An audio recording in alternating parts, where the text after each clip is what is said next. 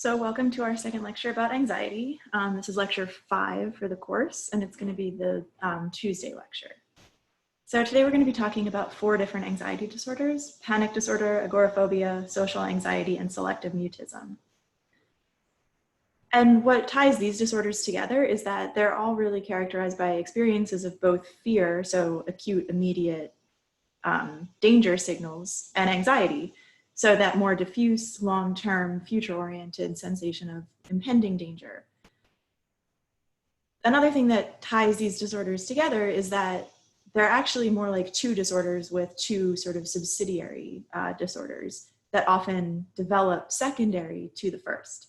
So panic disorder is a very common cause of agoraphobia, although not the only one, as we'll talk about.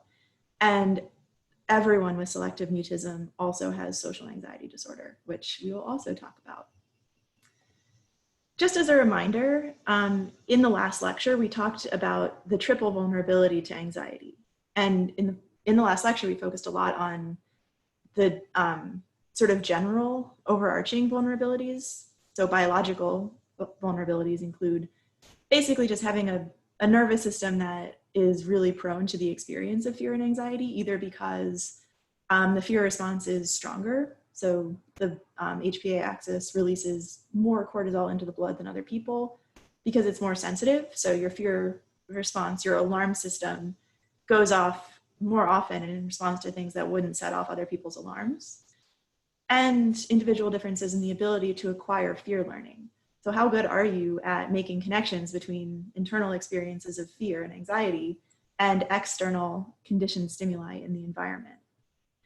And then there are general psychological vulnerabilities as well. So these are just overall, what are your beliefs about the world? And specifically, how much control do you think you have over your environment and your life? And how dangerous do you think the world is? If you have a lot of biological vulnerability, but you're a person who believes that you can control your life, you can manage your anxiety, you can create spaces for yourself that are safe, and those spaces are big enough that they allow you to live your whole life without retreating, then despite your biological vulnerabilities, you may never develop an anxiety disorder. But to develop a specific anxiety disorder, one of the disorders that we're going to talk about today, specific phobia, which we talked about last time, or separation anxiety and generalized anxiety, which we will talk about in the next lecture, there have to be specific psychological vulnerabilities and environmental experiences. So throughout this lecture, we'll talk about specific psychological risk factors for each of these disorders, and that will really be the focus. But just remember that underlying all of these specific psychological risk factors are general biological and psychological vulnerabilities, without which anxiety disorders would really never develop. So the specific risk factors include factors associated with the onset of the disorder. So what was going on in the environment and inside the person's body when they learned the fear association that maintains the disorder. What are their beliefs? How do they interpret what they learned about the environment? How do they interpret what happened to them? How do they interpret the experience of anxiety? And then very importantly, avoidance. So we talked a lot about how avoidance maintains specific phobia last time, and also how avoidance is really responsible for most of the impairment in specific phobia. So throughout this lecture today, we'll talk about how avoidance maintains and worsens these anxiety disorders. So to apply this model to specific phobia, which we now know about because we talked about it last time, the onset of a specific phobia is a learned fear association through classical conditioning. So that experience can be an unconditioned stimulus. It can be actually having a bad, dangerous, objectively scary experience with the phobic object. So an example of this would be if you were a child who was attacked by a dog. That's an unconditioned stimulus. That specific dog stimulus is objectively, genuinely dangerous, and your fear response is unconditioned. It's just a natural response you have to a danger in the environment. However, a specific phobia would then develop when your fear of that dog generalizes to other dogs. So you would develop conditioned fears of dogs that aren't dangerous, of dogs that are not unconditioned stimuli for risk. So that would be how a phobia develops through a direct experience. And then similarly, you could have a vicarious experience of seeing someone else have a dangerous experience with a phobic object or situation. So again, that would be an unconditioned stimulus, the real danger that you're seeing. Conditioned part comes in when you start to have fear responses to things that remind you of that situation or that object, but that aren't objectively dangerous, so they're not unconditioned stimuli. It is also possible to develop a phobia without ever having a bad or dangerous experience. And this would be an example of a false alarm. So if you're, again, a child who is really prone to anxiety, so just has a very sensitive biological risk avoidance fear system, and also if you have these psychological vulnerabilities, so if you believe that the world is dangerous and that you don't have control over your experience of danger, say that you're just this anxious child out on the street, out being anxious, having a fear response that's really not related to anything that's going on in the environment. It's just your internal biology activating your fight or flight system as a false alarm. But while you're having this internal sensation of fear, you come across a dog. The dog didn't do anything to you. You didn't have a bad experience with the dog or because of the dog, but you're feeling fear and anxiety, and the dog is a conditioned stimulus. So that's another way that a phobia of dogs could develop without ever having a bad experience with the dog. So the beliefs that maintain specific phobias, in order for that learning to take place and sort of take hold, you have to consciously believe that that thing, that dog or that experience, the situation is dangerous. Or if you know that the situation isn't really dangerous, if you can sort of say like, okay, a dog attacked me one time, but that doesn't mean that this chihuahua is dangerous. And it definitely doesn't mean that I need to be anxious when I see a dog on the TV screen. You might instead believe that you can't handle the anxiety. If you stay in the situation any longer, if you stay around that dog, or if you keep watching that TV show about a dog, the anxiety will become overwhelming and you won't be able to handle it. So that leads to avoidance behavior. Because you had this learning experience and have this conditioned fear, and because you have these beliefs about the conditioned stimulus or about your own anxiety, you're motivated to avoid. So, that's a preview of panic disorder.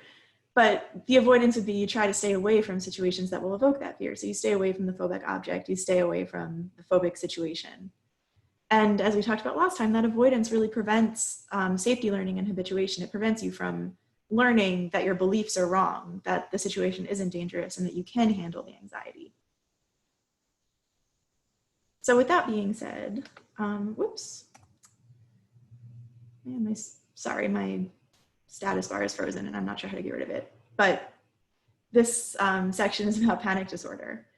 So panic disorder is really an anxiety disorder that's characterized by intense fear, but also anxiety about that fear. Panic disorder involves recurrent panic attacks. So frequent experiences of activation of the fight or flight system, and fear of another panic attack. So having panic attacks and also being really afraid of them and trying to change their behavior to prevent panic attacks from happening again. So panic attacks themselves aren't unique to panic disorder. Panic attacks are just overactivation of the fight or flight system that's not triggered by a real danger in the environment. And as we talked about last time, when you're anxious, your body is primed to have a fear response because anxiety evolved to make that happen, to sort of make it more likely that our fight or flight system would be triggered and to make that activation happen faster when we knew that we were in an unsafe place. So nowadays in the case of anxiety disorders, when someone is anxious, not in response to real environmental dangers, being anxious makes a panic attack more likely to happen. So just having generalized anxiety disorder or separation anxiety disorder makes you more likely to have panic attacks. People also can have panic attacks when they're confronted with something that they fear. So if they have a specific phobia, if they have social anxiety disorder and they're in a really frightening social setting, or with disorders that we'll talk about in the future, if they're prevented from performing rituals and OCD, someone with PTSD having a trauma memory triggered, someone with borderline personality disorder experiencing really strong, powerful emotions, or someone with an eating disorder experiencing an eating and weight-related situation that they fear. So panic attacks themselves are not specific. They happen in many psychological disorders. What makes something panic disorder is when the person experiences a lot of fear and anxiety about having a panic attack. So someone with specific phobia could have a panic attack when they see a dog, but they're not afraid of panic attacks. They know that the way to avoid having a panic attack is to just avoid dogs. So there, the fear is specific to dogs. Whereas with panic disorder, Panic attacks tend to be uncued, so they kind of come out of nowhere. There's not one specific thing that you can avoid to totally prevent them, but you try. You try to avoid situations that you think might cause a panic attack. You try to avoid physiological states that you think might make it more likely to have a panic attack. So you fear panic attacks themselves so much that you go out of your way to change your behavior to try to prevent them from happening again. So in addition to being really common in people with a range of psychopathology, especially anxiety disorders, panic attacks are just common in general. About 30% of people, so a third of us, will experience at least one panic attack in our lifetime. And for adults over 18, about 10% of us have at least one panic attack every year. Panic disorder is much more rare than that. So definitely not everyone who has a panic attack goes on to develop panic disorder. The yearly prevalence in adults is about 3%, and about 5% of people will have panic disorder in their lifetime. Panic disorder is more commonly diagnosed in women. I think the book actually says it's that 75% of people with panic disorder are women, but 50 to 75% more common in women. That doesn't mean that men don't get panic attacks. So panic attacks are just as common in men, but as we talked about in one of the early lectures, gender roles and social expectations can also influence and shape someone's likelihood of developing a disorder. So women in our society are more encouraged and allowed to express emotions, including fear and anxiety.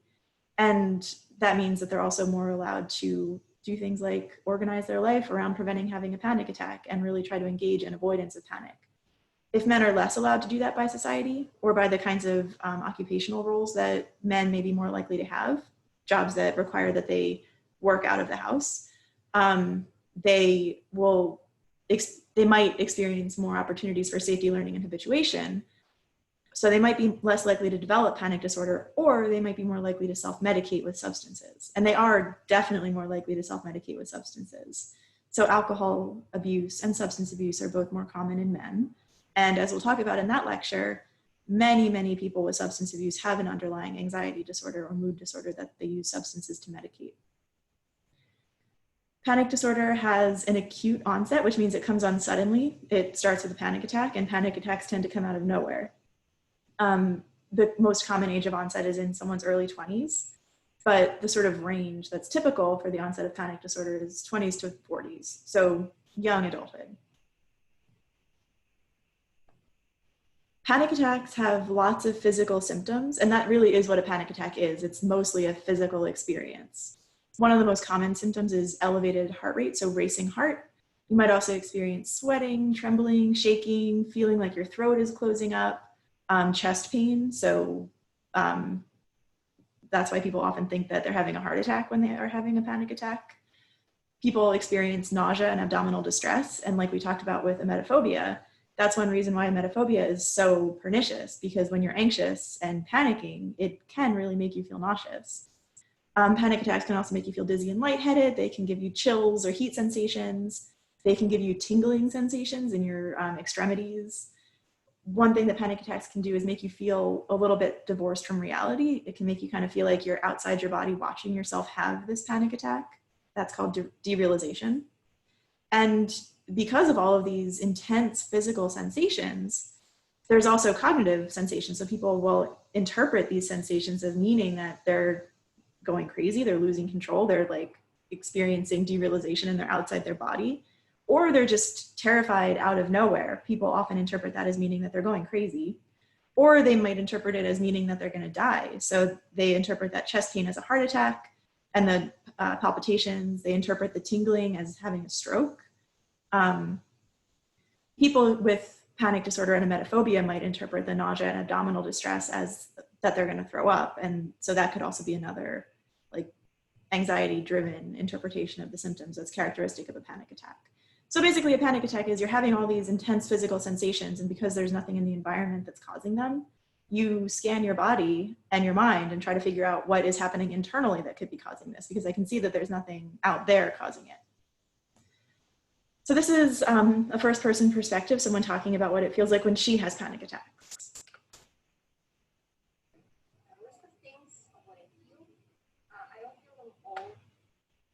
All right, forgot that this video is really quiet. I'm gonna have to remember to turn down my speakers afterwards.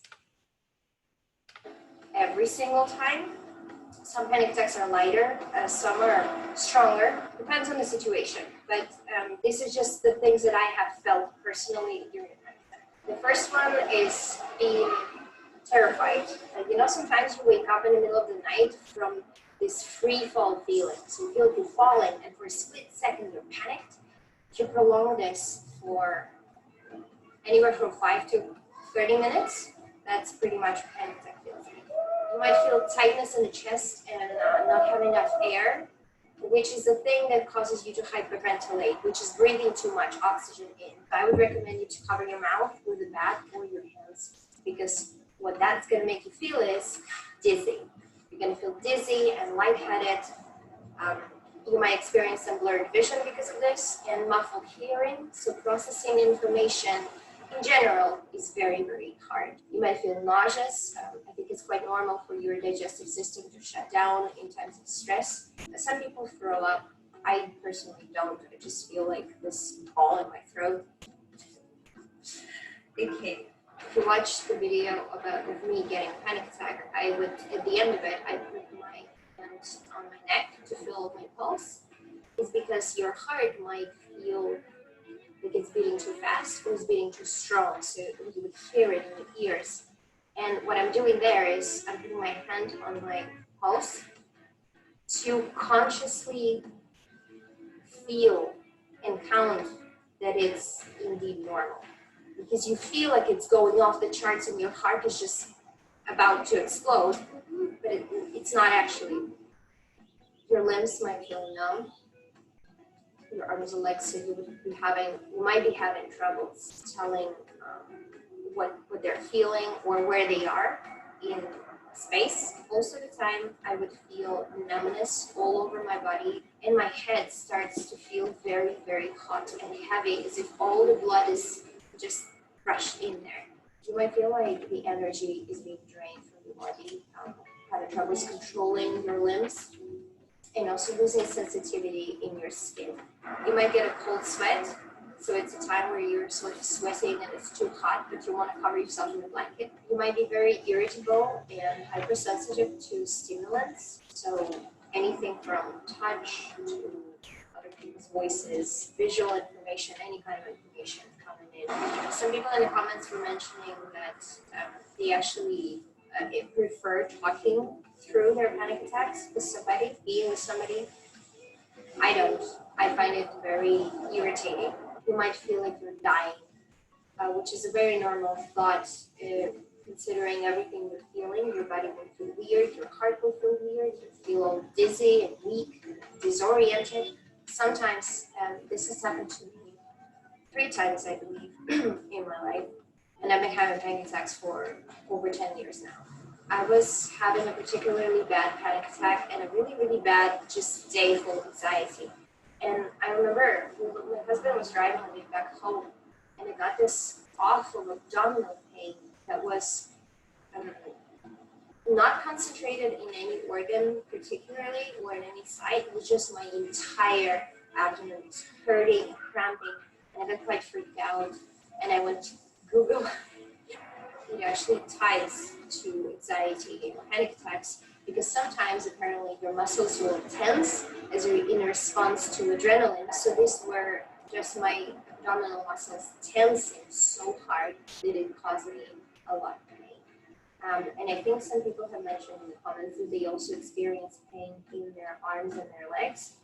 So I think that's also quite normal. Unfortunately, it's pretty bad. It doesn't really last very long in my experience. Okay, so right there, she just described kind of what it feels like to have a lot of these sensations. Panic attacks, like she said, tend to be pretty short-lived. The typical panic attack peaks about 15 minutes in, and then the anxiety starts to go down.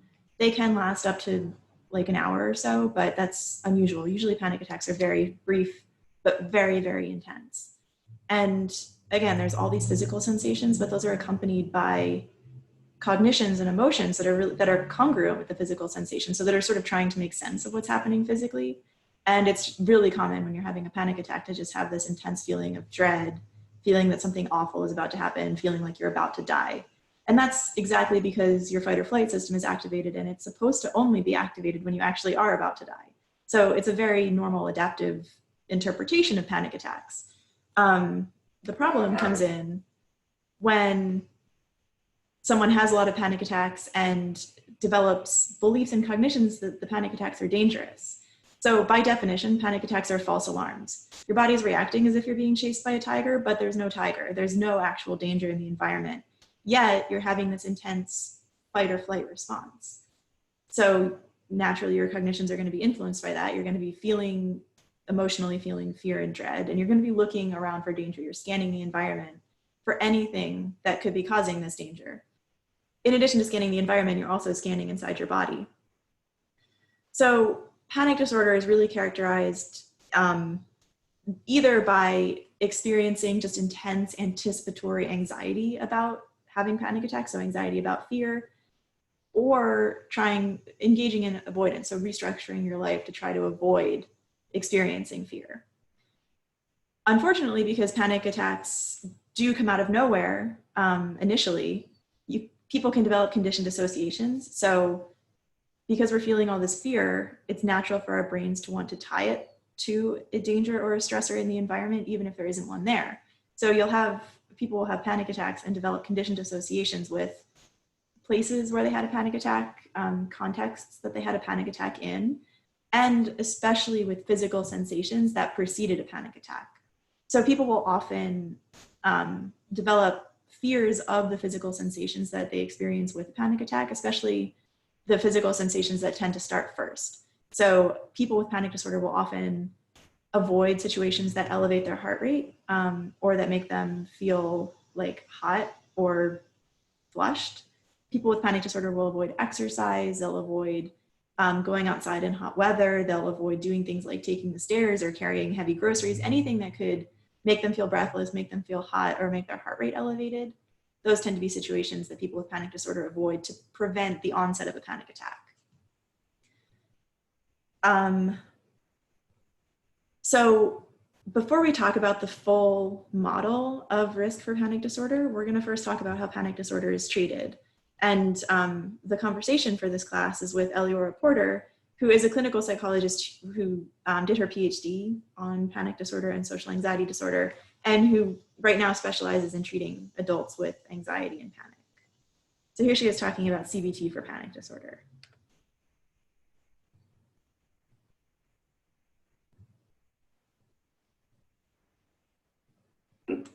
I think of CBT as panic for panic disorder as having kind of 4 different components. The first component is psychoeducation, so just giving people more information about what's happening in a panic attack, like what function those symptoms are serving, and dispelling some of those myths about panic attacks, and that it doesn't mean you're going crazy, it doesn't mean that you're going to be stuck like that forever, and so on, can be really, really powerful for panic disorder. So just giving the patient more information about what's happening during a panic attack in their body, how this kind of cycle perpetuates, and dispelling some of those myths about panic attacks. The second piece of treatment is cognitive restructuring. So this is really helping the patient figure out what are some of the things that they're telling themselves when they notice panic sensations or when they worry about having a panic attack, and helping them to really look at the evidence for and against those things, and think about ways of coping with worst case scenarios, so that they're treating those anxious thoughts, which can become kind of automatic, so that they're becoming more aware of them and learning to kind of challenge them rather than just accepting them. The third piece of treatment is interoceptive exposure. This is a really, really kind of unique to panic treatment. So this is exposure to body sensations. So it involves doing lots of exercises with the patient, like running in place or intentionally hyperventilating, breathing through a straw, spinning, those kinds of things.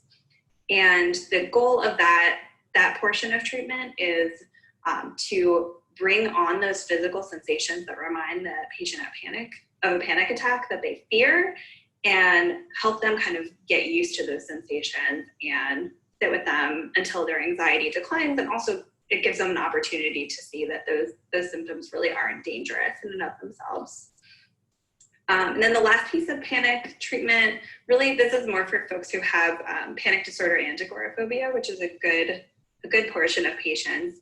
And this is in vivo exposure or situational exposure. So this basically involves having the patient intentionally put themselves in some of the situations or physical places where they tend to have panic attacks and stay in those situations for a prolonged period of time. And same idea as the interoceptive exposure. The goal is really to stay there long enough to let anxiety have a chance to come down, and also to help them get some corrective information about what actually happens when they stay in these situations for an extended period of time, as opposed to escaping. All right. So with all that information about what panic disorder is and how it's treated, let's sort of try to put it together in this onset cognitions avoidance model. So panic attacks or panic disorder starts with false alarms. Panic attacks are false alarms where your body reacts as if you're in extreme danger in the absence of any real danger in the environment. So because of that intense reaction, it's very normal to develop conditioned associations between cues that were present when you had that reaction and the intense anxiety that you felt. So it's common for people with panic disorder to develop conditioned fear associations to their own bodily signals. That's what Dr. Porter was talking about with interoceptive exposure. By bringing on those signals as part of exposure, therapists can help patients with habituation and safety learning to those signals. Because in panic disorder, those signals are conditioned triggers for fear and anxiety. Anytime their heart races, they start to experience conditioned fear and anxiety. So in addition to developing these conditioned fears and having panic attacks, part of panic disorder is also either experiencing a lot of anxiety about having future panic attacks or avoiding situations, so physical sensations or places that might trigger a panic attack. So in order for that part of the criteria to be met, people have to have negative beliefs about panic. They have to fear it. So some people think that the symptoms mean that they're dying or they're going crazy. And as Dr. Porter pointed out, initially in treatment, it's really important to help people understand that that is not what panic attacks mean. Panic attacks are false alarms. They're not dangerous, even though they feel awful. Another common belief, even if people understand that they're not going to die or go crazy from a panic attack, people often believe that the sensations are just too terrible and too intense and that they can't tolerate them. So as Dr. Porter talked about, with exposure, it's really important to give people an opportunity to learn that they can tolerate those sensations, to give them a chance to see that if they don't try to escape and don't try to prevent the panic attack from happening, they can sit through it and tolerate it, and it will be over in 10 to 15 minutes. And then the last piece of what maintains and defines panic disorder is avoidance. So this can be like obvious avoidance, like trying to avoid sensations that bring on physical symptoms of panic, like avoiding exercise, sex, hot weather. It can also mean avoiding conditioned cues and places. So avoiding places where you've had a panic attack in the past, because when you're there, you start to experience conditioned anxiety. And when you're anxious, it raises the likelihood that you will have a panic attack. So the cycle of panic disorder that we talked about in a very early lecture looks like this, that you have conditioned anxiety because of experiences of panic attacks in the past. You're scared of panic attacks. You believe that they're dangerous or that you can't tolerate them. So when you start to have a conditioned anxiety response, you start having fearful cognitions, and that fear motivates you to avoid. So to try to escape from the situation that's causing the panic or anxiety, and to try to prevent it in the future. And panic disorder is diagnosed based on fear and avoidance. So you only have to have one or the other. You could be someone who just tolerates panic attacks with really extreme distress and is just fearful and anxious all the time. But that fear and anxiety is maintaining your disorder because being anxious raises the likelihood that you'll have a panic attack. Or you could be someone who is structuring your life around not having a panic attack, and that leads to a lot of impairment and distress driven by avoidance. So that's the developmental model of panic disorder. And in her discussion of treatment of panic disorder, Dr. Porter mentioned agoraphobia. which is a very common consequence of panic disorder. And it's basically characterized by fear or anxiety about at least two situations where you basically feel like you're in an uncontrolled environment, or where you feel like it would be really bad to have a panic attack or have something else dangerous happen to you. So people with agoraphobia often fear public transportation, so like feeling like you're trapped on a subway or a plane, or they might fear like wide open spaces where they couldn't easily get away and hide, or they might fear enclosed spaces, like fearing being trapped in a car or again on public transportation. Fear of standing in line is common, so like being stuck in one place and having to stay there for a long time, not having control over when you get to leave. And when it's really severe and extreme, people with agoraphobia might just fear being outside their home in general. So these situations in agoraphobia always provoke fear, and they're often avoided. And of course, like all anxiety disorders, the anxiety and fear that people are feeling is not tied to any real danger. So the concern in agoraphobia, the main cognition is really, if something bad happens to me when I'm in this situation, I won't easily be able to escape. I won't be able to get help. I won't be able to sort of control my bodily reactions. So panic disorder is more common in women than men, but agoraphobia is much more common in women than it is in men. And again, this is probably really closely tied to gender norms and gender roles. I don't know this for sure, but I would think that epidemiological research will show that the gender balance of agoraphobia today is lower than it was a couple of generations ago, when it was completely normal and socially acceptable for women to stay home, for women to not work outside the home. Because as we'll talk about, one factor in the onset of agoraphobia can just be an extended period of being housebound for reasons that don't have to do with anxiety.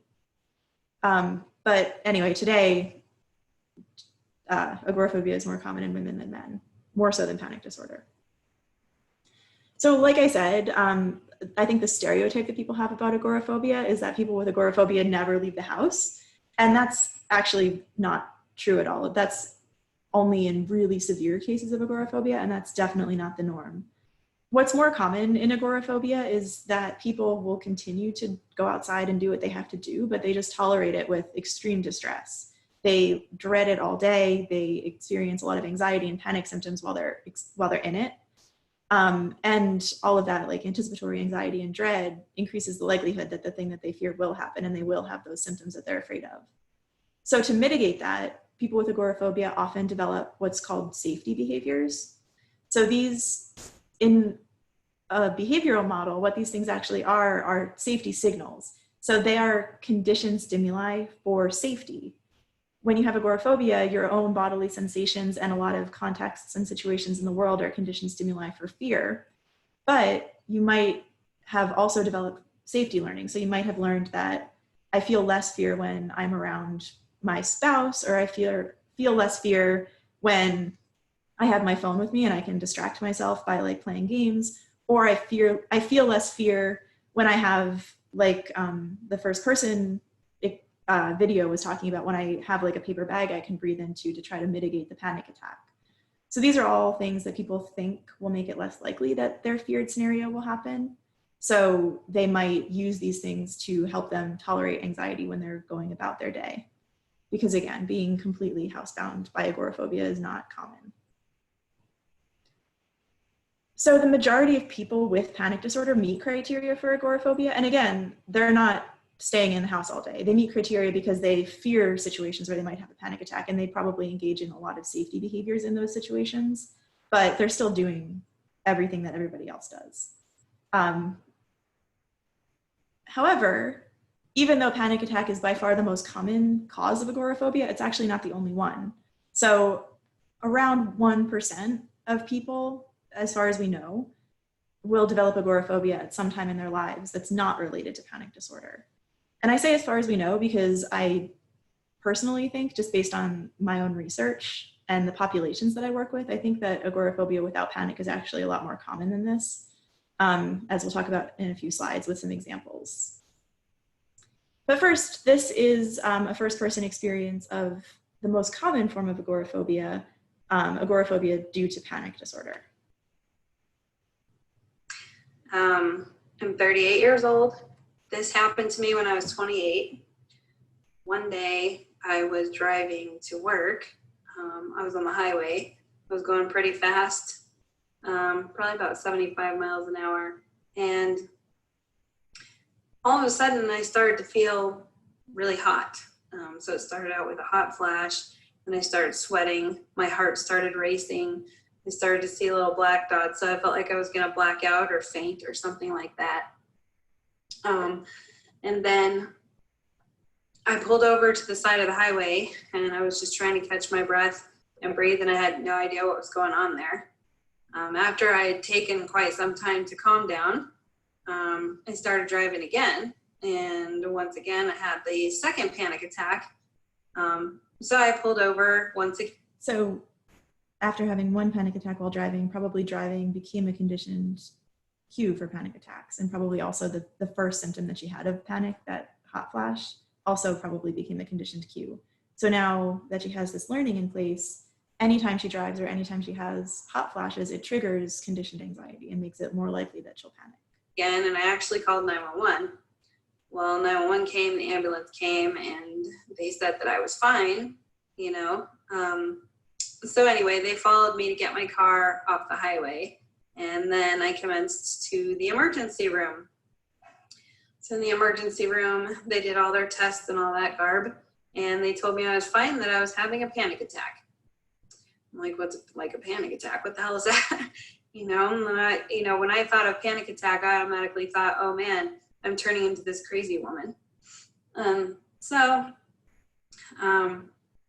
was sent home with a prescription for Xanax and told to go see a regular physician after that. Well, the next day I was like, okay, that was just a nightmare episode. So the next day I tried to drive to work, and I started having the same thing go on. I started sweating, my heart started racing, felt like I was gonna pass out. So I was like, okay, well, let me get off the highway, because it's probably just the highway. Everything's going too fast. It just seemed like everybody and everything was just going way too fast for me to keep up with. So got off the highway and I took the city streets. Well, I got to work and I was okay. And then it came time for me to go take my lunch break. So I went to go take my lunch break, and I was driving up to the local shopping mall so I could go get myself a sandwich for lunch. And on my way back, I was stuck because there was road construction. So I was stuck in traffic. And all of a sudden I started to get that feeling all over again. Heart racing, sweating, felt like I was just gonna pass out, losing my mind. I was terrified that I was gonna do something stupid out of, feeling how I was feeling. And I wanted to get out of the car and like run for my life. And I didn't know where I wanted to run. I just knew that I wanted to run somewhere. So I get back to work after surviving that, and I get home. And back then, my vice, whenever I felt stressed out or whatever, I would drink alcohol, unfortunately. So I stopped at the liquor store and got myself a pint of Bacardi Gold and drank that with my usual Coke. And the next day, I started driving to work again. Didn't get on the highway at all. I was on the city streets, and I started to feel that way again. So I got so frozen in fear at that point, I called my brother, because my brother and I both worked at my stepdad's shop. So I called my brother to come and pick me up because I was frozen in fear. I couldn't drive any further. I was like a quarter of the way to work. I just got stuck. So I begged my brother to come get me. Well, he comes and gets me, and I just begged him to take me to a local church.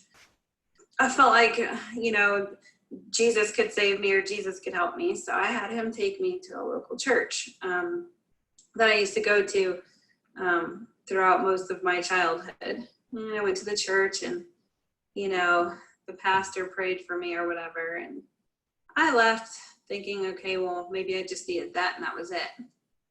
Go pick up my car, I go back home. Well, the next day, I got in my car and I couldn't even get out of the parking lot. So I called my brother to come pick me up from work, or from my home to go to work. And so he picked me up, and as soon as he got on the highway, I had a panic attack, and I started kicking his dashboard and screaming and crying because I just had no idea what was happening to me. So I get to work. I was okay at that point with some hot flashes here and there. He takes me back home later. Next day, I just couldn't even get to work at all anymore. So I went to the emergency room once again because I just thought that I was losing my mind or I was dying or something was happening to me.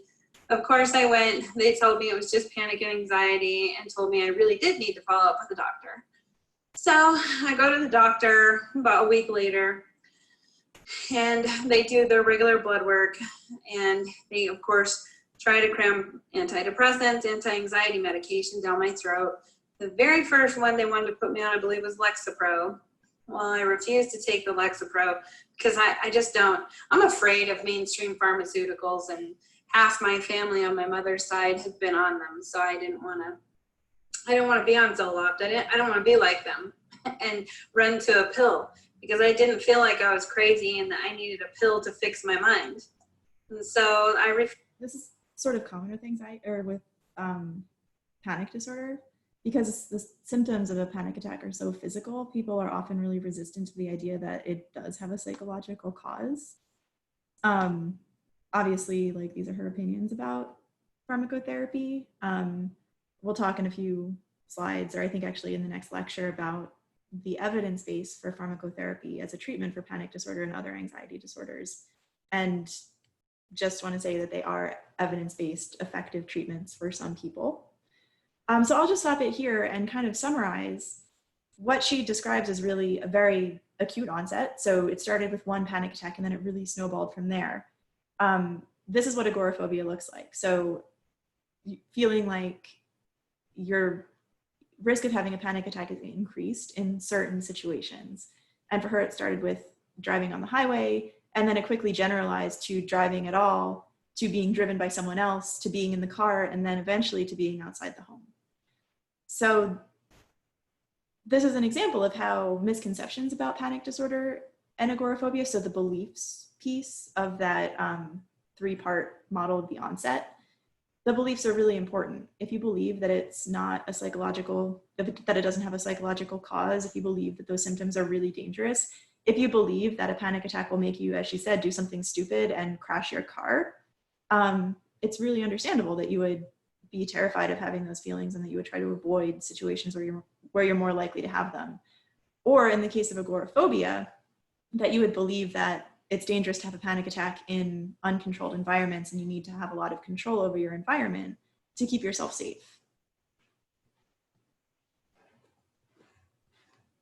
I went home.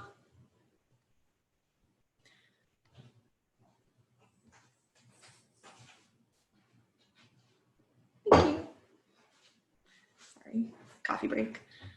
Okay, so that was a great example of how panic can contribute to the development of agoraphobia, but agoraphobia is not just panic attacks. And here's where I'm going to deviate a little bit from the textbook and talk a little bit about my own research.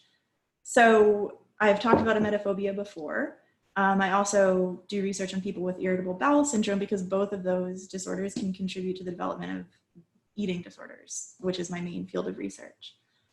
So emetophobia, irritable bowel syndrome, medical illnesses, and a range of other anxiety disorders and mental health conditions can contribute to the development of agoraphobia. And the next few slides are just a couple of examples of how that can happen. So this is an example of safety behaviors in emetophobia. People with emetophobia, similar to people with panic disorder, they fear something that their body does that they really don't have control over. Once you start having a panic attack, you're kind of just along for the ride. There's really no way to stop it. You just have to kind of tolerate it. And obviously the same is true with throwing up. Once you're gonna throw up, you're gonna throw up. And people with emetophobia really fear the inevitability of that. So similar to people who fear panic attacks, people with emetophobia will kind of structure their life around trying to make it less likely that they'll throw up. They have conditioned anxiety to sensations that they associate with throwing up. And when emetophobia causes agoraphobia, people will often engage in a lot of safety behaviors. So this is an example of someone who's obviously not housebound. They're going on a road trip, but in order for them to feel like they're able to do that, they have to have all of these safety signals with them. They have to have ginger kombucha, they have to have mint gum, peppermint tea, CBD oil. All of those things are safety signals. So they're all things that this person believes will either make it less likely that they will throw up, or that they use to manage the anxiety that they feel when they have a conditioned stimulus, or sorry, when they experience a conditioned stimulus that reminds them of throwing up. So people with emetophobia will often like scan their bodies for signs of nausea in the same way that people with panic disorder will scan their bodies for signs of panic. They often will have a first symptom of nausea that they have a conditioned fear response to. And people with emetophobia will use like chewing gum, drinking tea, something that like settles their stomach or they perceive as making them feel better to escape from the anxiety that those physical sensations cause. So these are all examples of safety behavior that someone with agoraphobia because of emetophobia might engage in. So irritable bowel syndrome is a functional GI disorder, which means that there are real symptoms that have a largely psychological cause. So this is a person talking about how their IBS has left them sort of housebound, has left them restricted to being at home. So they say that their number one IBS trigger, so their trigger for abdominal pain and diarrhea, is when I'm out and about away from a bathroom situation, and suddenly I'll start thinking about it. So there's the entry of sort of cognitions and beliefs about anxiety and about their feared physical symptoms, and my urgency will kick in. So being away from a bathroom, being in that situation is a conditioned stimulus for anxiety. And when they feel anxiety, it increases the likelihood that they start to feel GI symptoms. So conditioned abdominal responses to anxiety and to this situation of being away from a bathroom. And just like with panic disorder, where elevated heart rate or hot flashes might be the first symptom of a panic attack that is a conditioned stimulus for anxiety. And with emetophobia, weird stomach feelings or like weird throat feelings might be the first conditioned stimulus. With IBS, urgency for him is the first conditioned stimulus. So that feeling like he has to go to the bathroom, that creates a ton of anxiety for people with IBS. So if I'm at home chilling or I'm around bathrooms, I'm pretty much fine. But otherwise, it makes me really anxious and uncomfortable. It's made me virtually unable to get into cars or other modes of transportation, as well as be anywhere where a bathroom isn't present probably, without feeling panicky and getting that sense of urgency. So this is an example of irritable bowel syndrome. So not a fear of panic, but a fear of incontinence, or just a fear of having to go to the bathroom and not having access to one, causing agoraphobia. And really similar to panic disorder, there are certain situations that this person avoids or tolerates with distress, and there are certain physical sensations and environmental situations like being away from a bathroom that are conditioned stimuli for anxiety. And then the last one is a recent example of how long periods of being housebound can exacerbate agoraphobic tendencies, or they can lead to the development of agoraphobia in the context of other anxiety disorders. So this person says, due to COVID, there's been a strict stay-at-home order. I've been increasingly anxious to go outside, especially alone. Just going outside to take out the garbage freaks me out. I want to take a walk across the street to the park, but I'm afraid someone will see me and judge me. I'm afraid my neighbors will see me or say hi, and I won't know how to act. This fear is a lot less when I go out of the house with my partner, so their partner is a safety signal for them. I'll try to take the trash out, but I can't bring myself to leave the door, so I keep putting it off. I think my social anxiety and depression have been amped up by the pandemic and the lack of working and feeling isolated. So I never previously experienced the fear of going outside, but I have had social anxiety most of my life. So this is a person who, because their normal life and the expectations around them and their social roles kept them motivated to go outside, kept them sort of reinforced for going outside, they were always forced to sort of face these fears and tolerate them in whatever way they could. But when the pandemic happened and they were laid off or furloughed and had to stay at home all the time, they sort of lost access to some of these coping resources, and their anxiety about social interactions kind of generalized to a fear of going outside. But the root fear isn't having a panic attack, it's not throwing up or having diarrhea, it's social interaction. So the thought behind it is, I feel like I need to be relaxed enough to leave the house. So there is a physical component to this. There's almost always a physical component to agoraphobia, because what agoraphobia really is it's a fear of having a physical reaction when you're in a situation where you think it would be bad to have that physical reaction.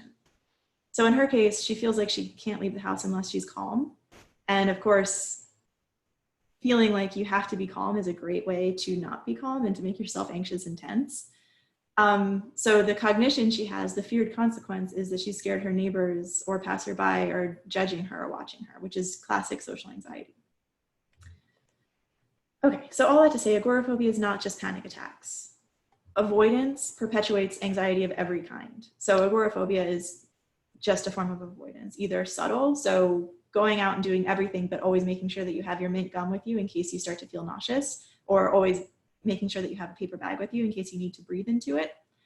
Or it can be as extreme as never leaving the house, because anytime you leave the house, you feel physical sensations and a heightened risk of having a feared consequence. So the classic way for agoraphobia to develop, and probably the most common way, is that it starts with a specific fear. So the most common specific fear is of having a panic attack. And that's just because panic attacks are so common. Almost a third of us will have one at some time in our life. So it's understandable that panic disorder is a relatively common form of psychopathology. But agoraphobia can become generalized over time. So some people with agoraphobia, and this is when agoraphobia gets more severe and kind of takes on a life of its own outside of the panic disorder or the emetophobia or the IBS that caused it, avoidance can start become generalized and not linked to any conditioned cue for panic attacks or the other feared consequences. It can kind of go beyond the logic of the feared consequences. So like this might be someone with IBS who initially just avoided going to places where they didn't have access to a bathroom, starting to avoid places even if they do have access to a bathroom. So it goes beyond the original belief or thing that the person is trying to avoid. And essentially what happens with agoraphobia is that it can just turn into feeling anxious and terrified anytime your safety signals are not present. So the only way that your body doesn't have a physiological anxiety response is when you have safety signals in place. And when agoraphobia becomes really extreme, that can just be because there are so few safety signals that make you feel safe. And for some people, the only safety signal can be being at home. So as in the last case of someone with social anxiety who developed agoraphobia, it can develop or it can get worse after a long period of being at home or having your activities restricted for any reason. And that's precisely because avoidance perpetuates anxiety. So this person with social anxiety might have felt a lot of fear and discomfort and anxiety in talking to her neighbors, but because she had to leave the house to go to work and to have a social life and to have, reinforcing interactions, she was motivated and reinforced for leaving the house. So she was exposing herself to situations that cause anxiety. As soon as she didn't have that reinforcement for leaving the house, she didn't have any motivation to engage in exposures to her anxiety. And so her anxiety got worse and worse the more she avoided, even though avoidance wasn't her original motivation for being at home. She was just following public health orders and she was laid off. So here's kind of an overall summary of everything I was saying about agoraphobia. But also bear in mind that agoraphobia shares pretty much all of the specific psychological risk factors for panic disorder in most cases. Even when it's not caused by panic disorder, a lot of the same cognitions and beliefs that people have about panic are true of emetophobia and irritable bowel syndrome too, or any sort of feared consequence that arises from having a bodily reaction that you feel like you can't control. But specific to agoraphobia, so there's all this fear learning and all these conditioned stimuli for fear, so internal bodily signals and places in the environment where you felt panic and fear before. But with agoraphobia, on top of that, you also have conditioned safety signals. So there are things in the environment and in your body that make you feel afraid, but there's also objects, behaviors, people, places that make you feel safe, where you have a conditioned safety association, where you've experienced in the presence of this conditioned object feelings of safety or feelings of not having a panic attack or not having that feared consequence. People also have beliefs about anxiety and about their safety cues. So people believe that experiencing their feared consequence, which is again usually something arising from their body, a bodily reaction, experiencing that in an uncontrolled setting would either be dangerous, so the woman who felt like having a panic attack while she was driving could be really dangerous, or just intolerable. So the person with IBS, I mean, you're not going to die from being incontinent, but I think most of us would agree that that would be a pretty awful thing to experience. So he has a belief that his feared consequence of being incontinent in public would be so bad, so intolerable that it is worth avoiding all possible cues or places where that could happen. So people with agoraphobia engage in avoidance where they try to predict and prevent their feared outcome, just like people with panic disorder will try to predict and prevent panic attacks, which of course raises their anxiety level and actually raises the likelihood that they will experience anxiety and panic. People with agoraphobia will go further to avoid conditioned cues and places that they associate with having a panic attack, having anxiety, or having their feared consequence, feeling nauseous, feeling urgency. And then on top of that, as part of their avoidance behavior, they will also use safety signals to try to manage their anxiety. So the woman with panic disorder and agoraphobia initially tried to use being with her brother to manage her anxiety, hoping that that would make her feel more safe. The person with COVID-related agoraphobia and social anxiety disorder felt a lot safer around her partner and also at home. So those are safety signals, objects in the environment that she associates with not feeling intense fear and anxiety. The person with emetophobia, they have safety signals that are related to calming down nausea-related physical sensations. And the person with IBS, their biggest safety signal is a bathroom nearby. And when that bathroom is nearby, they don't have feelings of urgency. They actually don't have to go to the bathroom. They won't be incontinent in public. That's kind of the main feature of IBS. That feeling of urgency that he has is actually just the way that his body is physiologically responding to anxiety. So having a bathroom present is a huge safety signal, because with that safety signal present, he's not anxious and he's not having urgency. So agoraphobia, the key to it that makes it kind of different and builds on panic disorder is that in addition to having these conditioned fear stimuli, internal sensations or places, people also have conditioned safety cues that they use to help avoid their conditioned fear stimuli. All right.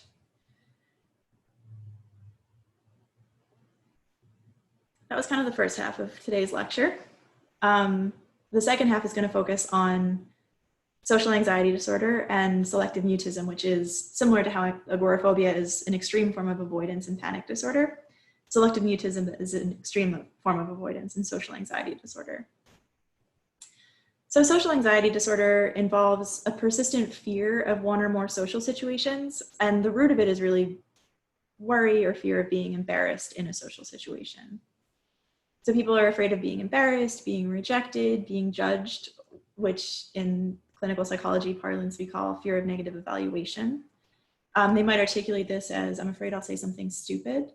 They're afraid of showing physical signs of embarrassment, like blushing, sweating, stammering. So thinking back to the woman with COVID-related agoraphobia and social anxiety, she felt like she couldn't leave the house unless she was calm, probably because people with social anxiety fear that when they're interacting with someone, that person will see that they're anxious and judge them for it. So again, as with all anxiety disorders, the fear is out of proportion to an actual threat. And people with social anxiety disorder will avoid some of their feared social situations, but unlike with panic disorder and agoraphobia, people with social anxiety disorder are often forced to engage in some social interactions. And in many cases, people with social anxiety disorder do all of the social things that other people do, but they just tolerate it with a lot of distress and anxiety. So the types of situations that people with social anxiety disorder really fear typically involve interaction, observation, and or performance. So people with social anxiety disorder are not anxious about embarrassing themselves in front of their friends and family, like their close relationships. It really has more to do with being evaluated by large groups of your peers or strangers or acquaintances. Most people with social anxiety disorder feel more comfortable and feel less anxiety with people that they're really close to. So social anxiety disorder has more to do with navigating the broader social world. Social anxiety disorder is the second most common anxiety disorder after specific phobias. Each year, about 7% of adults and a higher number of adolescents, so 8% of adolescents meet criteria for social anxiety disorder. And the lifetime prevalence is 12%. So at some time in their life, 12% of us will experience meeting the criteria for social anxiety disorder. So this is an actor portrayal of some of the feared consequences, so the feared social experiences of someone with social anxiety disorder. You said that when you're in work, you worry a lot about how you come across in social situations. Yeah, it really makes me feel really anxious, like what I look like and what people are thinking. Yeah, you said that you worry that you visibly shake. Yeah, Are there any other things that you worry that people will notice? I think obviously the shaking, I think like my hands and legs shaking and kind of going really red and sweating and just looking really weird. So it sounds like you have quite a strong mental image of how you see yourself when you're in these social situations. Yeah, So you go red, you shake. Is there anything else that you think that you do? I mean, describe yourself. How do you think you look when you're in these situations? just like I think I just look really obviously weird and out of place and like really red and just visibly shaking and sweating and kind of not being able to communicate properly with people. Is there anything that you do to try and kind of defend against these things, to manage these problems? I guess like when I'm holding the camera, I just grip onto it really, really tight, or I kind of clench all my muscles and just find something that I can focus on and to kind of try and make myself shake less and not go as red and stuff. Mm-hmm. So you focus on something, you grip onto the camera. Do you make eye contact with people? No, I just tend to just look down. Okay, so you also avoid eye contact. Okay.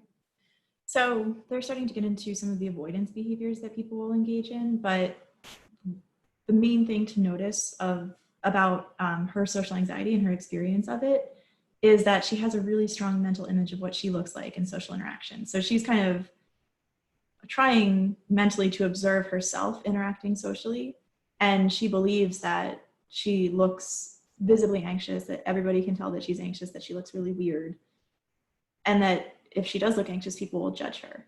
So a huge feature of social anxiety is this extreme self-focused attention. So whereas in panic disorder, people might be like scanning their bodies for the first physical sign of a panic attack, with social anxiety disorder, people are scanning their self-presentation, their appearance, for outward signs of anxiety and believing that other people will judge them for it if they notice too. So self-focused attention. Is there A few people on the discussion board have asked about the difference between social phobia and social anxiety disorder, and that is not a distinction that's in the DSM, but there is a distinction made clinically and in research between generalized social phobia and non-generalized social phobia. So what the actress was describing was an example of generalized social phobia, where she kind of has these fears of negative evaluation and belief that she looks awkward and nervous and uncomfortable in a wide range of social interactions. They were just talking about how she feels in her day-to-day at work.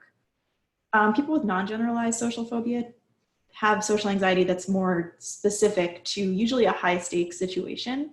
So like a performance, public speaking, those are like the two, far and away the two most common forms of social anxiety, public speaking and performance, or other high-stakes social situations like a job interview, going on a date, the first day of class. For people whose social anxiety is limited to those very discrete, specific, high-stakes situations, we think of that as non-generalized social phobia, also known as performance anxiety, and sometimes also known as social phobia, as opposed to social anxiety disorder. But really, there's no distinct diagnosis for this. It's sort of subsumed within the category of social anxiety disorder. So I'm going to pause here and talk about the specific psychological risk factors for social anxiety disorder before we start to talk about treatment. So social anxiety disorder typically starts with a social stressor. Just like with specific phobias, this can actually be like a true alarm or a false alarm. So sometimes social anxiety disorder does start because of a real humiliating negative social experience. It can start like in middle school with being excluded from your friend group. Performance anxiety could start with having a really bad experience of having a panic attack or getting really anxious while doing public speaking. Sometimes social anxiety disorder actually has its root in someone genuinely having poor social skills. So they experience a lot of rejection, or they get made fun of or bullied a lot because of genuine social skills deficits. So their fear is that other people are judging them, but because of their behavior and their social skills, that fear may not be completely unfounded.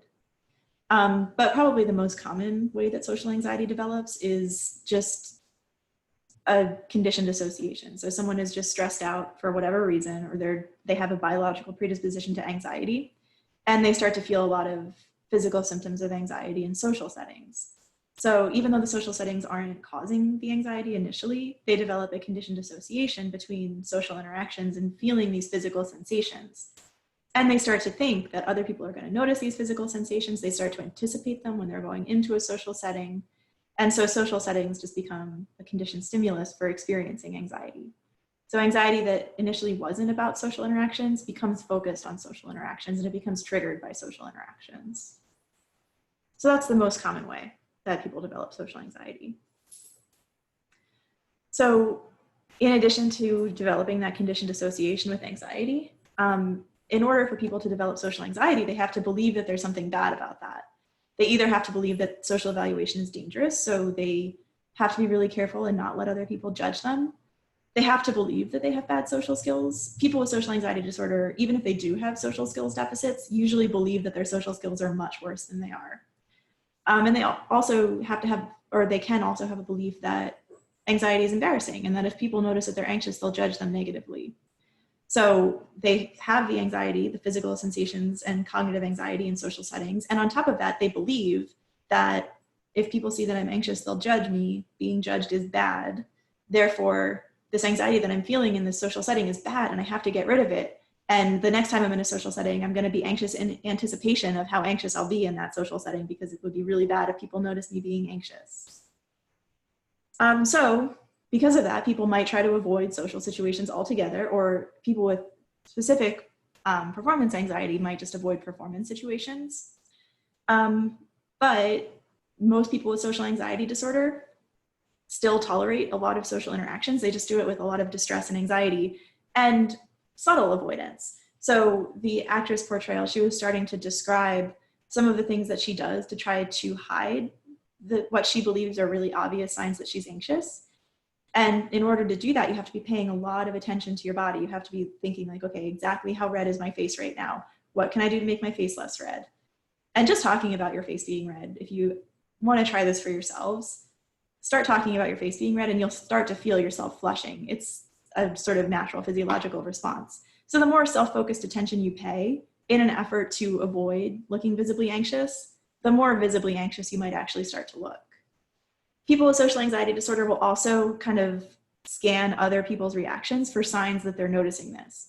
So they believe that it's dangerous to be negatively evaluated. So of course, they're very alert for signs of negative evaluation. And when they're interacting with people, they're always thinking, how anxious do I look? Can they tell that I'm nervous? Am I sweating? Am I shaking? Is my face red? And also looking at the faces of the people they're interacting with. Are they judging me? Do they think I'm stupid? Am I embarrassing myself in front of them? Do they feel sorry for me? So a lot of avoidance is happening kind of internally. It's not obvious situational avoidance in the same way that it is with specific phobias and panic disorder with agoraphobia. So I'm going to talk more generally about pharmacotherapy at the end of this series of lectures on anxiety, but I wanted to highlight one sort of specific drug treatment for an anxiety disorder that's really specific to social anxiety, and further, it's really specific to general or non-generalized social anxiety, so performance anxiety. So a drug called beta blockers it's actually a drug that's prescribed for hypertension. It lowers your blood pressure. It's often prescribed to performers and public speakers to help reduce signs of physical anxiety. So it's really common for orchestra players or musicians to be prescribed beta blockers because they have a lot of cognitions that not just that people will judge them if they're anxious, but specific to performance anxiety, people will believe that their physical anxiety symptoms could actually negatively impact their performance. And that creates a very bad anxiety cycle where you have this fear that you'll get anxious, it will negatively impact your performance. Sometimes that fear comes true because if you're a violin player and your hands are shaking, that actually could have real consequences. So beta blockers reduce physical anxiety.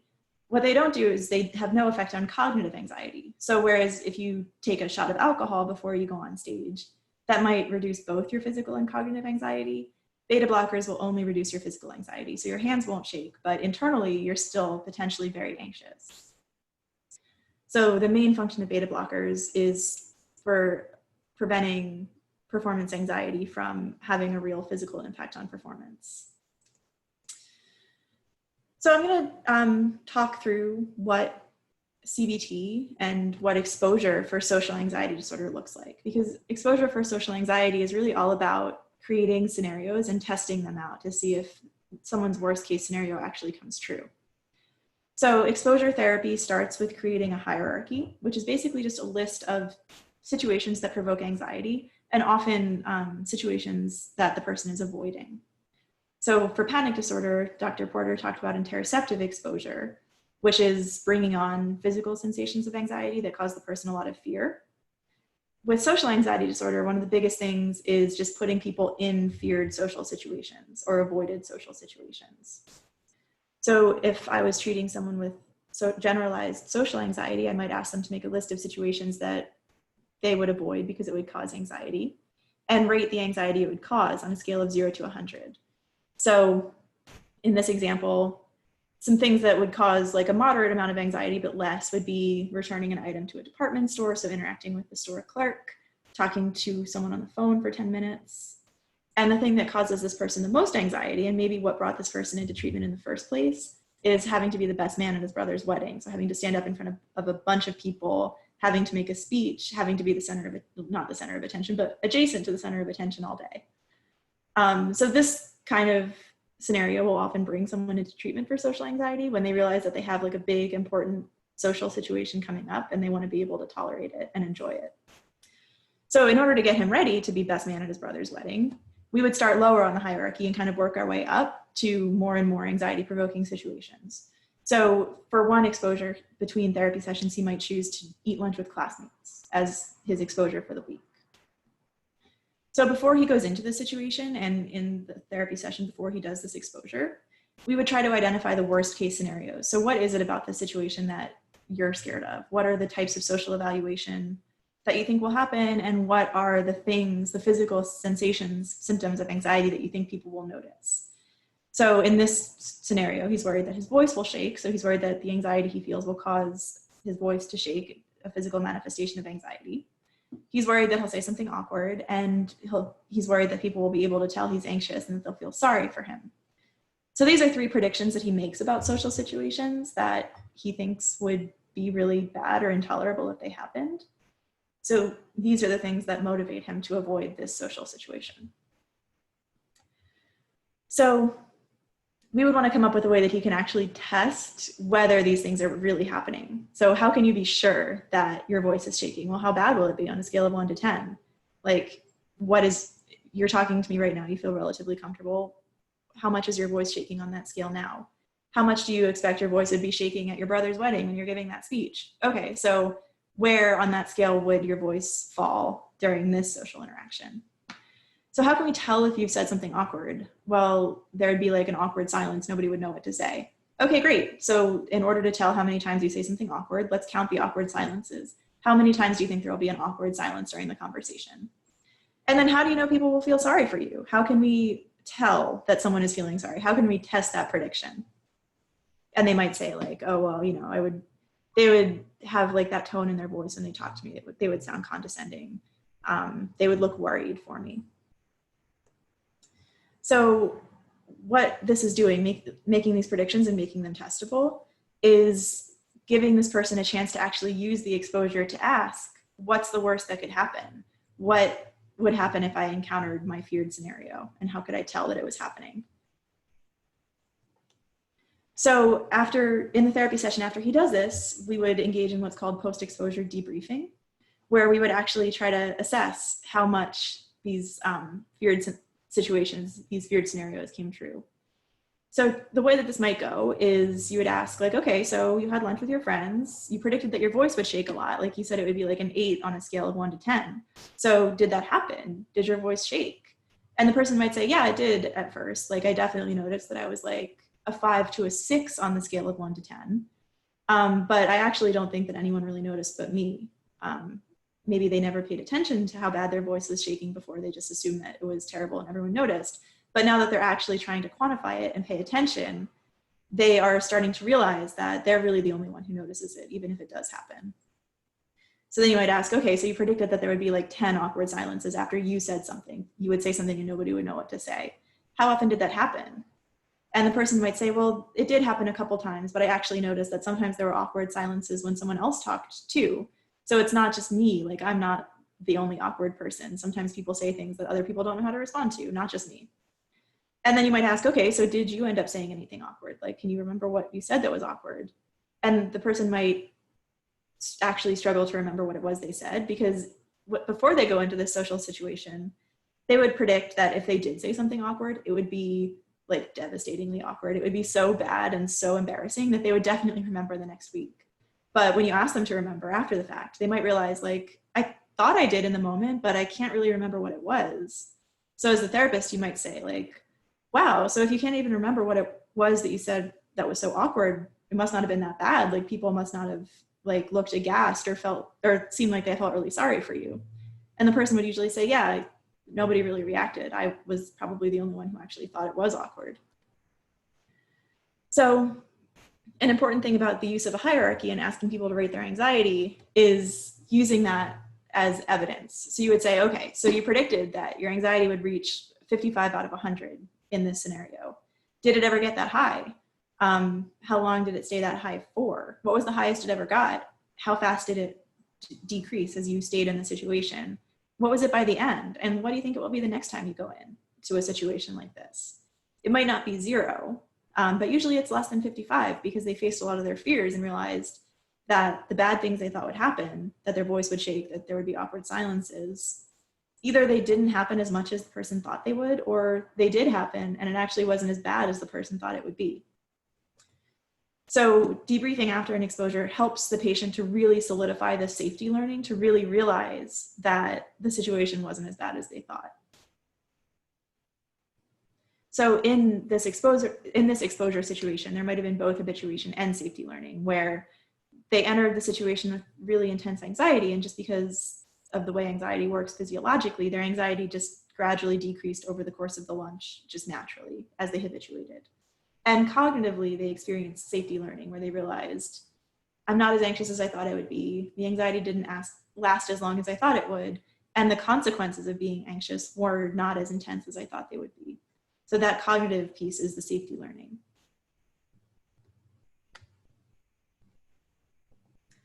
Okay, so in the last lecture, I asked you guys if you were willing or interested to try a self-experiment, where I asked you to look at images that cause disgust and discomfort for a lot of people of small holes, typophobia, and just rate whether you experienced habituation or safety learning during that. So I wanted to clarify that the purpose of that self-demonstration was, it's not a test to see if you have typophobia, and it's definitely not meant to give you typophobia. What it's really meant to do is to just give you a sense of what exposure might be like for someone who has a real disorder. Because as we've talked about, every disorder that we're going to discuss here, but definitely anxiety, exists on a spectrum where most people are somewhere in the middle. So most people, in the case of social anxiety, do try to avoid feeling anxious. Like nobody really try to avoid feeling embarrassed. Nobody likes embarrassing themselves in public. A lot of us will, like, in some ways go out of our way to avoid appearing anxious during social interactions, or avoid having people feel sorry for us, avoid saying something awkward. All of that is really normal and typical, and it's only social anxiety disorder when that fear and that anxiety is really intense and it causes a lot of distress and avoidance. So just like with typophobia, I would expect that most people in this class do have a subclinical level of anxiety and fear of embarrassment. I know I do, like most people do. Just like a lot of us have a subclinical fear of those tiny small holes. So if you're interested in seeing what social anxiety exposure is really like, you can do this yourself with something that would cause you some level of embarrassment, because most of us have things that would embarrass us. So pick a scenario that you think would be embarrassing, but nothing that would be like humiliating or potentially socially disastrous. Like there are social experiences that could have real world consequences, and that's not what exposure is about. exposure is about testing. I think that this thing would be pretty embarrassing. Let's see if that prediction is true. So examples of this might be like wear a shirt that's inside out, go out without fixing your hair, go out with your makeup like crooked or smudged if you wear makeup, paint your nails if you don't usually paint your nails. I don't know if anyone noticed, I'm guessing you didn't, but I'm doing this today by wearing a shirt that has paint on it. So yeah, just something that you think would be really noticeable to other people, that you would predict other people would notice, that we can actually test and see how noticeable it is. So before you go into the situation with your smudged makeup or your shirt inside out, ask yourself what's the worst that could happen. So maybe with the paint on my shirt, my prediction might be maybe 5 students will notice it and, wonder why I'm wearing a shirt with paint on it, or maybe somebody will notice it and think that it's like toothpaste or something and I'm unaware of it. And that would be like, maybe like a 1 on a scale of 1 to 10 embarrassment. I chose to do this particular exposure because I don't really care about it. Like, I'm not asking you to do something that would make you incredibly anxious if you are interested in doing this. So that would be my prediction, that like maybe 5 of you would notice, maybe like 1 or 2 of you would think that it was toothpaste and not paint. So put yourself in the situation, don't avoid, either repeat the action a few times. So if it's something like asking a question in class that you know the answer to, or like unmuting yourself on Zoom for a few minutes and letting people hear you typing, do it a few times. And afterwards, ask yourself, did the worst happen? Like, how anxious did I feel? How uncomfortable, how embarrassed did I feel? Did anybody notice? Did anyone say anything? Did the professor do that thing where they're like, could everyone please make sure you're muted? Like, did the worst case scenario happen? And identify what you thought would happen, what actually happened, and compare. Was this embarrassing scenario as embarrassing as you thought it would be? So this is kind of a very low level example of what exposure for social anxiety would be like. And here is an example for you of this type of low level social anxiety exposure. All right, this is my first try. I'm gonna try to borrow $100 from a stranger. This is very tough, but let's give it a shot.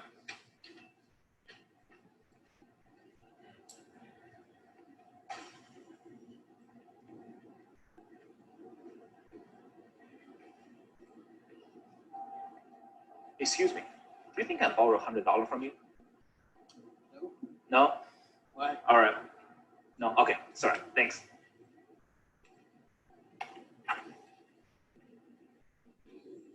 All right, that wasn't too bad. I didn't know he was a security or someone. I don't know, he just sits there. He looks like a security guard.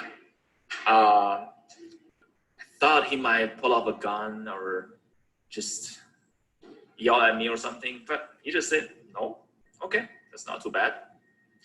So first day was a success. Okay, so there he had an idea of what the worst case scenario would be, that this person would have like a really strong negative reaction, maybe like pull out his gun or tell him that he's banned from the building because he's a security guard. And what actually happened was really minor compared to that. The guy just said no. And Jia Zhang, who developed kind of he like basically treated his own social anxiety with what he calls rejection therapy. He sort of proved himself wrong. He proved that this situation that he thought would be really embarrassing and maybe even dangerous was really not that bad. So if you're interested in more of these videos, this is his website where he talks about doing these little exposures every day for 100 days as a way of treating his own social anxiety.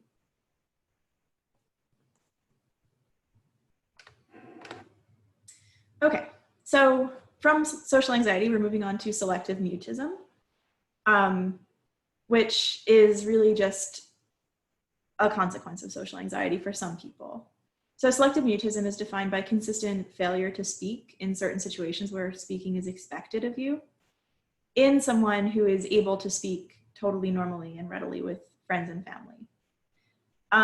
Selective mutism is most commonly diagnosed in children. It almost, as far as I know, always has its onset in childhood, except in really rare circumstances. And it often has its onset when children first enter daycare or school. So basically just the first time children are expected to speak to people outside of their immediate family. It's only selective mutism if the failure to speak is not caused by a speech delay, a language disorder, lack of linguistic knowledge. So if a kid from like Quebec starts elementary school in the United States and they really only speak French, their not speaking in school would not be selective mutism. That's them not knowing the language. If a child with autism is only able to speak in 2-word sentences, their speaking in 2-word sentences is not selective mutism, it's their language delay. Selective mutism is a real difference between your willingness to speak verbally at all in some settings versus with people that you're comfortable around. So just like agoraphobia isn't always being completely housebound, selective mutism isn't a complete lack of communication. Some people with selective mutism find it easier to communicate in a whisper or in a low voice. Many older people with selective mutism will communicate in writing. Kids with selective mutism will communicate in gesture, so they'll like nod and point in situations where they can't talk or won't talk. So selective mutism is it's the rarest anxiety disorder that we've talked about today. It has less than 1% prevalence in kids, and its prevalence is much lower in adults. It's actually barely studied in adults, even though it can be diagnosed in adulthood. So just like fear of embarrassment exists on a spectrum, mutism and shyness also exist on a spectrum. And these behaviors are really, really normal in kids. So selective mutism is diagnosed in kids where the silence and the shyness goes way beyond what's developmentally normal. But some degree of silence is developmentally normal in kids. I think we've all had the experience of trying to interact with a little kid who like hides behind their parents' legs, or when you ask them how old they are, they hold up 4 fingers instead of saying I'm 4.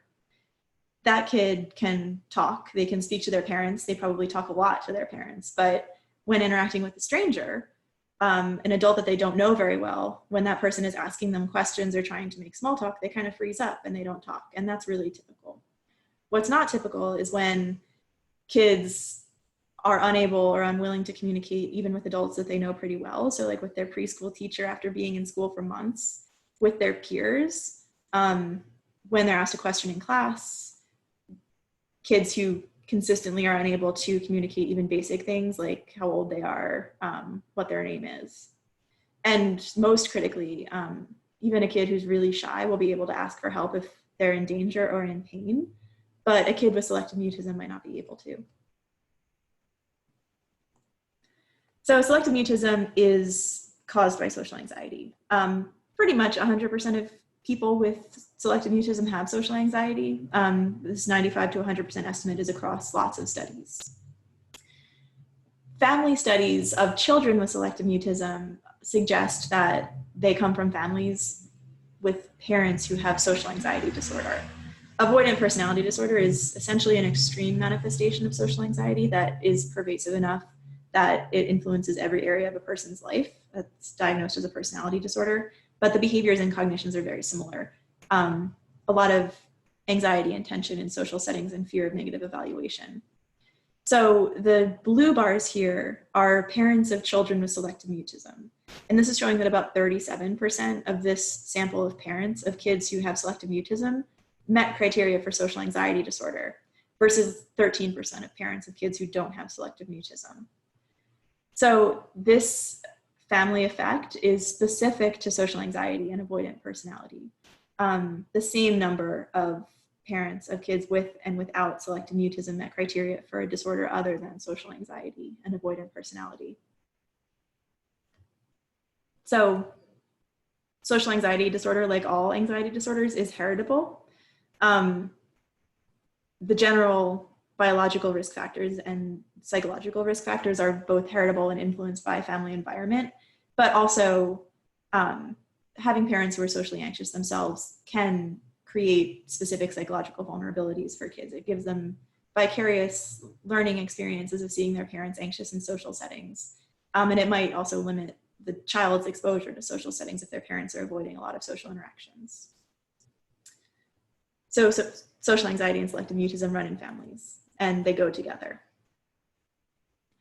So where does mutism come from? There are a couple different theories. It used to be that we thought that selective mutism was just a really severe manifestation of social anxiety. So the theory was that kids with selective mutism were experiencing so much physical arousal in social settings that they just froze. So they were experiencing the fight or flight reaction. But in addition to fight and flight, another F that can happen is freeze.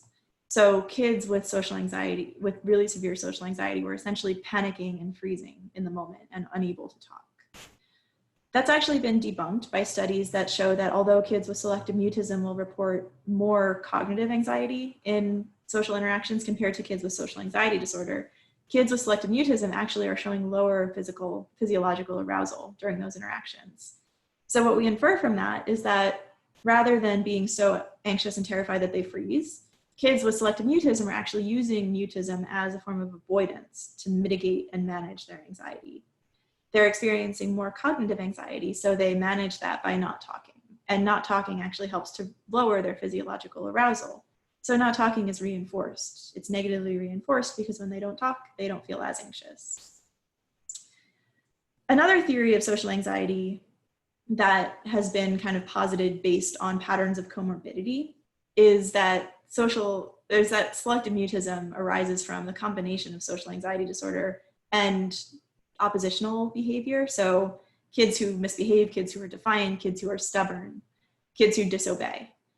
Kids with selective mutism are more likely than kids with just social anxiety to have behavior problems. So 30% of kids with selective mutism have a diagnosis of oppositional defiant disorder, which involves refusing to obey or behave across a variety of settings, not just refusing to talk. And then adults who recovered from selective mutism, who had it as kids, will describe themselves as being willful and refusing to speak and not wanting to speak. So not just being afraid of speaking, but using their refusal to speak as a way of defying authority and defying their parents.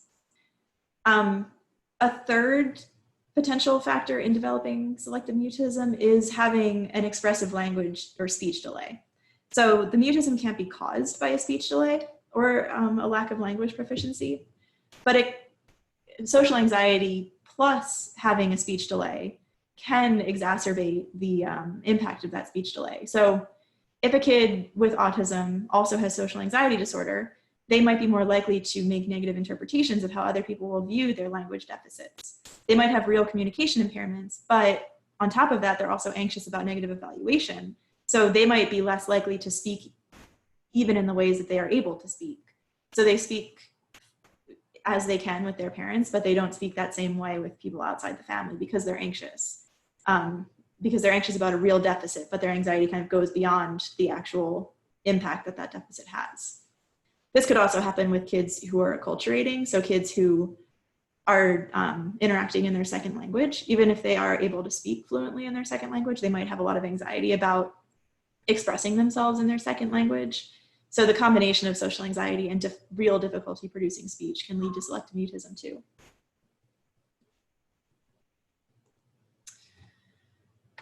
So social anxiety is always present in the onset of selective mutism, and then sometimes something like oppositionality and defiance, or something like real speech deficits and real speech difficulties can contribute and compound the effect of social anxiety on causing someone to fear speaking.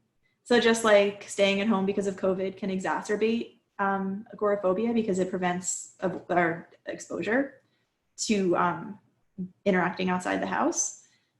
Not speaking initially just because of defiance or oppositionality could actually exacerbate the fear. So a kid who initially refuses to speak because of defiance is limiting their opportunities to experience habituation and safety learning while speaking, and so that might perpetuate not speaking and selective mutism. So in addition to those learning factors in the onset, kids with selective mutism have negative beliefs about the effect of speaking. They might believe that they just physically can't produce speech. They might believe that they're so anxious that they can't talk, or they might believe that they're so anxious that if they do try to talk, they won't be able to, or they'll say something stupid or nobody will understand them. And then mutism is just a form of avoidance. So because they have these beliefs and because they have predisposing social anxiety, but sort of specific beliefs about the negative effect of speaking, the coping behavior, the avoidance behavior that they will engage in is just not talking. So like I said, selective mutism is most common in kids, especially like pretty young kids, and they can't always articulate, even to people that they feel comfortable with, their thought process because they're just not cognitively developed enough to do that yet. But these are quotes from one qualitative study of adults with social specific mutism, actually able to articulate what it feels like to have this extreme difficulty speaking. And when I say that mutism is a form of avoidance, it's not always conscious. So that it's not like people are saying, I'm really anxious, so I'm choosing not to talk. They've basically trained themselves. They have a conditioned association and an operant behavior that makes them think that the only way that they can escape from anxiety or manage their anxiety is not speaking. So one patient with selective mutism who's 23 describes it as like something in her head that stops working and won't let her talk. Trying to talk is like a pressure building up, and I start shaking until I feel like I'm going to cry and I just have to get out of there. So there's anxiety around talking that makes the act of talking feel really difficult. And she has beliefs that if she tries to talk under those circumstances, something bad will happen. She'll cry. So instead she avoids. The author of the paper has selective mutism himself. So he writes that it never feels like anything I can control, even when all thoughts and efforts are directed towards speaking. Strangely, the feeling that speaking is out of my control extends to some situations where I do speak, which are still uncomfortable. It's as if I'm observing myself talking or being silent. Both feel significantly different from situations where I'm myself and can speak freely. So this is an example of how most adults with selective mutism do speak. They just experience a lot of anxiety and distress, and they might avoid speaking when they can. So Sam is another pseudonym, another person in his early 20s who's had selective mutism his whole life. When I was in secondary school, because no one expected me to say anything, it became kind of impossible to say anything. Like other kids avoided me. Even the teachers would treat me differently. In history class, the teacher would just skip past me when we had to read things. On one hand, it helped. I wouldn't have been able to talk anyway. Well, how does he know? He's never had the opportunity to test that belief. He's never been given opportunities to talk in in sort of low stake settings. He's never had a hierarchy of speaking situations where he could work his way up. So selective mutism is perpetuated by avoidance, just like every anxiety disorder. And when people around you know that you're a kid who doesn't talk, adults will stop talking to you and you'll have fewer opportunities to expose yourself to speaking. And also the stakes become higher because now you're the kid who doesn't talk. So if you do try to talk, everyone is going to notice. So your fear that speaking will draw a lot of attention to you actually will start to come true. So the oldest person in this study is 26, and she's someone who, again, has had selective mutism since she was a child, but she experiences a lot of impairment. She still lives at home. She doesn't have any friends or relationships with her peers. And unlike some of the other people, she actually is completely mute, so she doesn't talk to anyone outside of her family. So she says in writing, the longer it goes on, the more things I miss out on. Sometimes I feel ashamed because of that and relying on my parents too much because it's not normal. I'm 26 and I can't do any of the things I should be doing. Even things like going to a store are too much. I have no money. How am I supposed to get a job when I can't talk to people? So in addition to selective mutism, this person also has depression. And her depression seems really secondary to the impact of her social anxiety and selective mutism. Her depression is a response to her quality of life and the fact that she's so limited in her social interactions and her occupational functioning. And then the author of the paper talking about how his selective mutism improved. He says having friends to speak to online was a huge help. It reassured me that despite having selective mutism, I could still communicate with people. I often worried that perhaps I'd forgotten how to talk to people. So like Sam, who nobody talked to him in school because they knew he didn't talk, Aaron also didn't have a lot of opportunities to talk to people because everyone knew that he didn't talk. At first, communication was limited to written text, but I eventually began speaking and comfortably. So this was sort of a hierarchy for him. He has social anxiety, so interacting with people even in writing was probably somewhat anxiety provoking, but once he habituated to that and learned that he could tolerate it and that bad things wouldn't happen, he was able to move up the hierarchy and progress to eventually speaking to these people, and then to progress to speaking to people beyond just his online friends. So social selective mutism in adults is really understudied and it's really rare. It's only been a recognized diagnosis in adults since 2013, since the latest edition of the DSM was published. Before that, it could only be diagnosed in kids. Selective mutism in adults is often less pervasive than it is in children, so that adults can talk to a wider range of people. Instead of not speaking at all, they might have difficulty producing speech. It might seem like they stutter. They might talk in a quiet voice, but not completely fail to speak. Even when it's not complete mutism, it can be very impairing in work and social functioning. And it definitely exacerbates social anxiety because it creates more social consequences.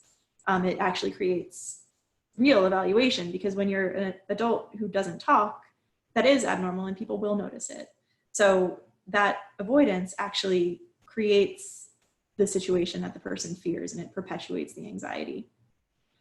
And then a lot of adults with selective mutism do have social lives. They just happen online and totally in writing. So this is a video where a parent of an adult child with selective mutism talks about how his mutism was treated.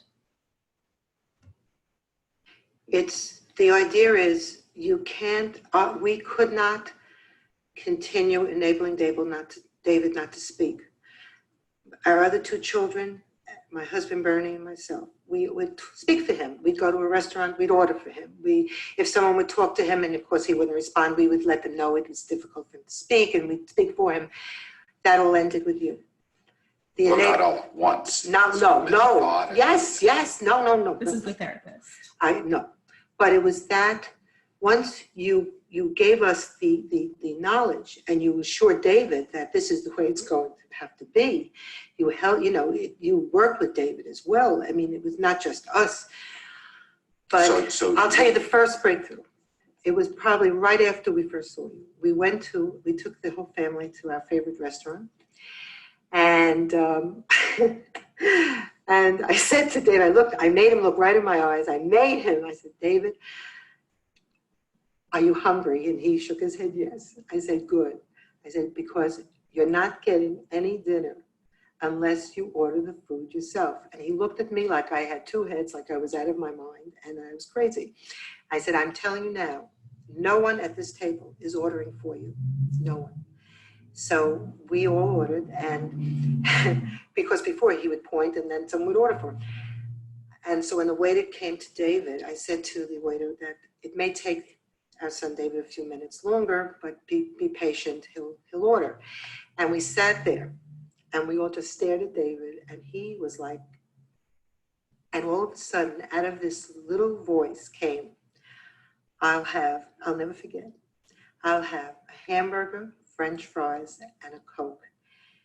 And there was not a dry eye at the table. We just all cried because it was so big. Okay, so that might sound a little harsh, the way that she describes engaging in exposure for selective mutism. And typically, what a therapist would do would be encourage the patient to make a hierarchy. So just like with social anxiety disorder, what are all the situations where you have trouble speaking in? Of these situations, which ones do you think would be relatively the easiest to speak in? So like lower stakes social situations, maybe for some people, it's like if I'm talking to someone who I'll never have to see again, or if I'm talking to someone who's like in the service industry and whose job is to talk to me and be nice to me, like that's often easier for people than talking to like a peer in a social interaction. If they're talking to someone who's at work.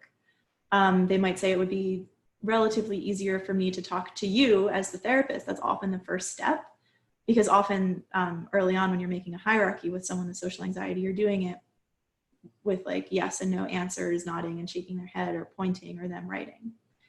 So you would start with a scenario where they expect that it would be hard to talk and they would feel anxiety, but not like the top of their hierarchy, not the most overwhelming anxiety they could feel. And if this is a child that we're talking about, often you would provide reinforcement. So you would give them a reward for speaking. It would be like, I've treated like a 5-year-old with social anxiety where we had a talking bingo card, and he could pick a scenario, an exposure to talking on his bingo card, and he would get a token every time he did it. And if he got bingo, if he got 5 in a row, his parents would give him like a special prize. Like they would take him to the toy store and let him spend $25. So he was being positively reinforced for talking. He was being rewarded for talking. With adults, obviously that's a lot harder, but in this case, with this adult child who has trouble speaking, his family created negative consequences for not speaking by removing accommodation. So they said, we're not going to talk for you anymore. If you want to eat at this restaurant, you're going to have to order for yourself because we're not going to order for you. So whereas before not talking was negatively reinforced, it helped him to escape anxiety. Now it's also being punished. So if he doesn't talk, he doesn't eat. If he does talk, however, it's positively reinforced, not by giving him a token or a prize because he's a grown man, but by getting what he wants, by ordering lunch if he's hungry. So in that scenario that she described, I would guess that this family just has like a pretty warm, supportive relationship and that he trusts them a lot, because the way that they described it, everyone was staring at him. The waiter knew that he had trouble talking. Like, that sounds like it would be a very anxiety-provoking, embarrassing experience, but he obviously trusts his parents and family because he was able to speak in that situation and they knew that he was. So exposure for selective mutism would be very systematic and very graded, starting with talking in a relatively easy scenario and then working their way up to a more intense, difficult scenario. Now, Okay, so that is the end for today. So the two sort of overarching major disorders that we talked about were panic disorder, which can really just be summed up as anxiety about fear. Panic attacks are intense experiences of fear, and people with panic disorder experience anticipatory anxiety about having that experience, and they rearrange their lives to make it less likely to happen, which unfortunately actually makes it more likely to happen by creating a lot of worry and tension, which in turn makes it more likely that they'll have that fear reaction.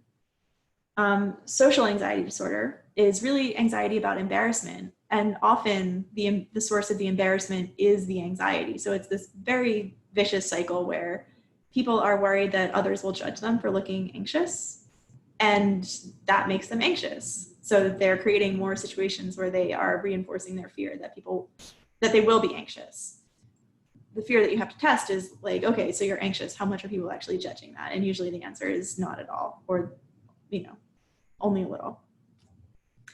So agoraphobia and selective mutism are relatively rarer, and they're often or always caused by panic disorder in the case of agoraphobia, and always caused by social anxiety disorder in the case of selective mutism. When agoraphobia is not caused by panic disorder, it's usually caused by some other fear of your body doing something uncontrollable. So whether that's having a panic attack or throwing up or being incontinent, or in the case of a medical illness, having a seizure or falling, people with agoraphobia tend to fear that their body will do something that they can't control, and they'll be in a place where they don't want that to happen. When agoraphobia becomes generalized, it can start with avoidance related to a specific fear, like I might throw up, I might have a panic attack, but then it can generalize until it gets to the point where the only safety signal, the only conditioned stimulus in the environment that makes the person feel like they won't have that feared outcome is home, or is like a person who they can go places with, but they develop so many conditioned fears that they begin to experience anxiety and panic or abdominal sensations that they interpret as nausea or diarrhea wherever they go. Selective mutism has kind of three risk factors or three pathways. The first is that it just is really severe social anxiety, and mutism, so not talking, is just a very extreme form of social anxiety avoidance. It might also arise from or be exacerbated by defiance and stubbornness.